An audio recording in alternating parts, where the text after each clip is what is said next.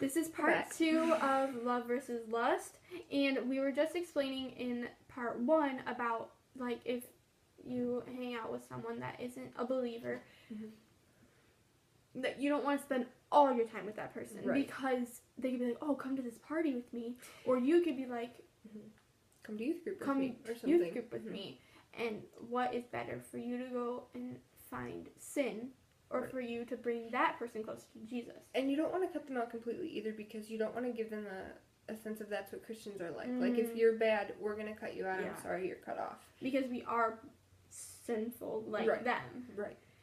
And I guess that's where kind of Christians get a little too, like, oh, we're Christians. We're like high and mighty. Exactly. But we're not. We need to fall on our knees too and say that. Say that is like 95% of the problem with churches today. Yeah. Okay, so our next verse is, so with that Matthew 5:20 through 30, God does not condemn natural interest in the opposite sex or healthy sexual desire. God gives these to us. He condemns lust. And he also gives us the feelings to know the difference. You know, if you're feeling something, but your gut instinct is, I really shouldn't do this, but it really feels right now, then likely that is lust. But if you feel like in the long run, this is going to help me, this is going to help whoever it is, because the other person. Because God has given us our individual character. So if you're someone that is, I'm a very affectionate person, I don't think I am, not me personally, but if you are a very affectionate person, and that's how you show love, if that's how you show love but not lust, you're not doing this for the feeling, you're doing this to show them that I still care about you. Exactly. Alright, so we're splitting this one, Romans 1:18 through 32, and I'm going to read Romans 1:18 through 25. It says, "For God's wrath is revealed from heaven against all godliness and unrighteousness of people who by their unrighteousness suppress truth, since what can be known about God is evident among them, because God has shown it to them.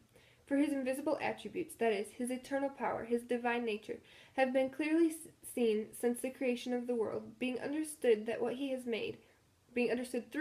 made. As a result, people are without excuse, for though they know God, they did not glorify him as God or show gratitude.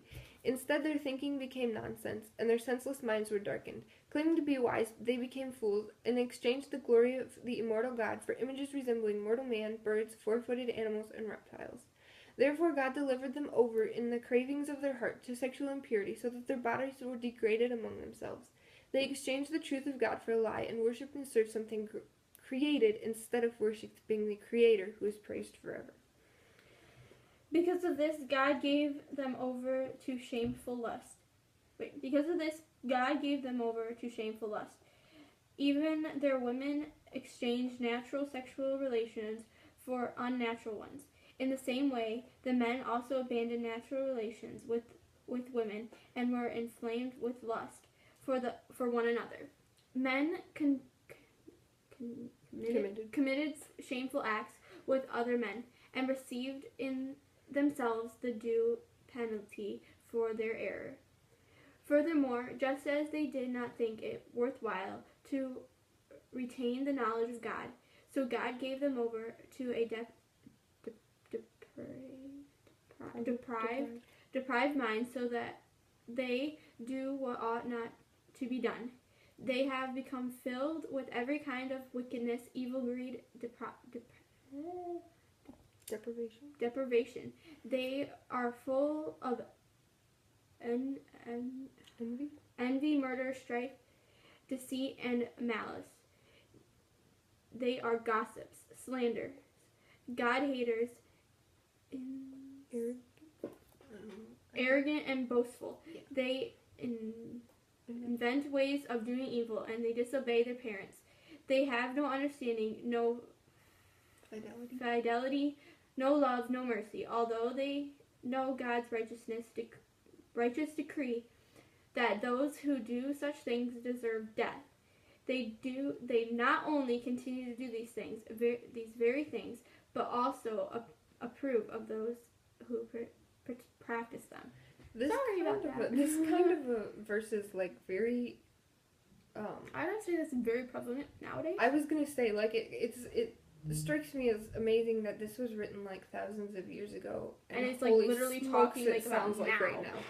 So if you didn't catch it, Because I was kind of stumbling. So. well, yeah, but in the first part you were reading, it was it said females were in, or Because of this, God gave them over to shameful lust. Even their women exchanged natural sexual Yes. relations for unnatural ones. In the same way, the men also abandoned natural relations with women and were inflamed with lust for one another. Men committed shameful acts with other men and received in themselves the due penalty for their error. so basically it's talking about lesbians and gay people, and it's this is gonna be a touchy subject. Okay, but it is wrong. We don't want to turn you guys away if you are Yes. dealing with this struggle right now. But God does say it's wrong because he did because he didn't create a man and a woman. Or he did create a man and a woman, but he did not create a man and a man or a woman and a woman. Right. He created men and women to live together, not the opposite sex. Which is really hard sometimes, I think, because we as humans, we run to whatever loves us first. Whoever is there for us first, whoever shows us love. And a lot of times, you know, if you grow up in a very love-deprived family or relationship, or you're in a lot of relationships with guys or whatever, but it doesn't work. Getting, like, and hurt all the time. Exactly. Guys. And so you run to another girl because she's there for you. And, I mean, so it is hard. It is hard, you know, to see that that this isn't what God had designed it to be, and but it is something that God despises, and it says that you will be punished for it. And so I think we just kind of need to show them love, show everybody love also, but at the same time really show love to everybody, you know, so that they don't get to the point that they think the only person that's there for me is somebody of like mine. You said to me, even just waving at someone while you pass them would possibly save a life. So yeah, for sure. All right. So we don't have 2 Samuel 11. So 2 Samuel 11 is David and his lust for Bathsheba. Now this is a big story in the Bible about David, who was lusting over a woman who was married. Did she have a kid? Who was married and already had a kid. He saw her over a balcony bathing in a tub across his palace, and so he said to one of his servants, he said, "Come and bring this woman to me. I want to meet her." And instead of meeting her, he tricked her into laying in bed with him, and she got pregnant. Yeah, she got pregnant, and so he also killed her husband and put him in the front lines. They were actually battling, and there was a war going on, and instead of David going to war, which what he should have done before, he stayed back and did this, and he said to put Bathsheba's husband in the front lines to get killed.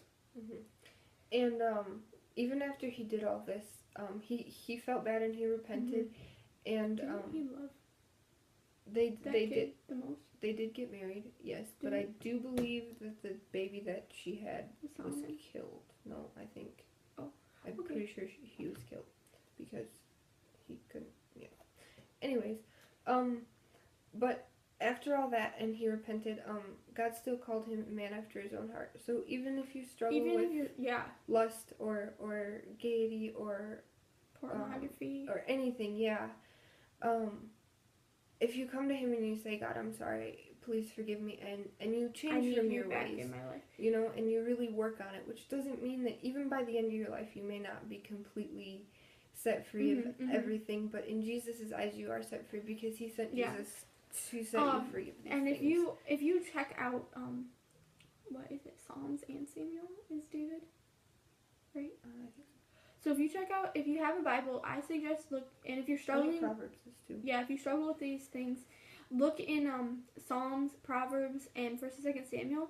David tripped up probably I would say the biggest person in David and Solomon, Yeah, there was a lot of men that everybody screwed up. Well, everybody's Everybody's the same. they all screwed up. They all Except had Jesus. problems, but I have to say with David, he had a lot of sexual and lusting type of things. So if you're dealing with this, go to those books of the Bible, because I would tell you that those are some big verses, and definitely know you're not alone. that there is someone that has been through this and that is speaking to you, and God is speaking to you and saying, I will forgive you for this sin. And like we said in another video, God sees sins on an equal playing field.